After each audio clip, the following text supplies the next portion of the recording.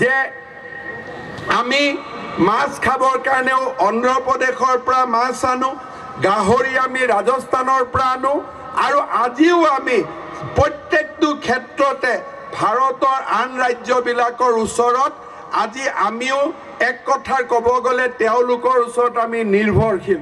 কালি যদি কোনোবাই শিলিগুৰিত বা কোকৰাঝাৰত যদি ৰাস্তা বন্ধ কৰি দিয়ে, আমি অসমে হয়তো 10 দিনৰ ওপৰতকৈ নিজৰ উৎপাদনেৰে সৈতে আমি জীয়াই থাকিব নোৱাৰো।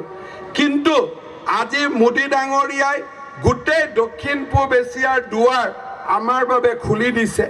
আমি নিজক কিমান শক্তিশালী কৰিব লাগিব যে অকল আমি নিজে জীয়াই থকাৰ কথা বাদ দিও, म्यांमार, भूटान, बांग्लादेश आदिলৈকেও আমি ৰপ্তানি কৰিব পাৰিব লাগিব। আমি সকলোৱে জানো যে অসমত এখন ডাঙৰ বজাৰ আছে, কিন্তু আমি যদি উৎপাদনমুখী হ'ব পাৰো তেতিয়াহ'লে সেই বজাৰখন আমি নিজে দখল কৰিব পাৰিম। যোৱা কেইদিনমান আগতে মই সোণাপুৰত এখন হৰ্টিকালচাৰ কলেজৰ উদ্বোধন কৰিছিলোঁ। সেই ভাষণত মই কৈছিলোঁ যে আজি যদি আমি মেডিকেল কলেজত যাওঁ, প্ৰত্যেকখন মেডিকেল কলেজত কিডনিৰ পেচেণ্ট, হাৰ্টৰ পেচেণ্ট, লিভাৰৰ পেচেণ্ট দি গোটেই বিচনাবিলাক পুৰা হৈ থাকে।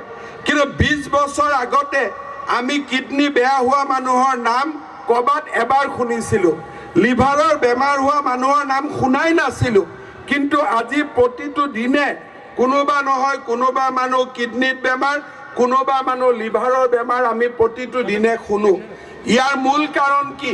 ইয়াৰ মূল কাৰণ হ'ল যে আমি খাৰুপেটীয়া, দলগাঁও আদি অঞ্চলৰ পৰা যিবিলাক শাক চব্জি আনো, সেই চব্জিবিলাকত যি অসম্ভৱ ৰাসায়নিক বস্তু তেওঁলোকে মিহলি কৰে, সি আজি আমাৰ মানুহৰ স্বাস্থ্যলৈ এক বিশাল ভাবুকি আনি দিছে।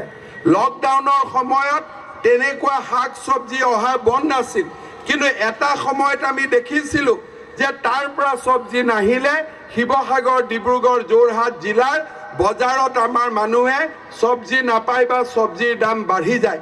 কিন্তু আজি আমি সকলোৱে জানো যে এই ধৰণৰ ৰাসায়নিক এদিন ৰাতিৰ ভিতৰতে ইনজেকশ্যন মাৰি তেওঁলোকে বেঙেনা ডাঙৰ কৰে, ৰাতিৰ ভিতৰতে ইনজেকশ্যন মাৰি ৰঙালাও, পানীলাও তেওঁলোকে ডাঙৰ কৰে।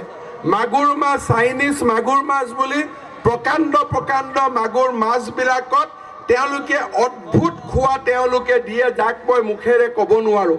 কিন্তু আজি সেই ধৰণে আমি খাই খাই অসমীয়া মানুহবিলাক আজি আমি এক প্ৰকাৰ বেমাৰী হ'বৰ কাৰণে গৈ আছোঁ।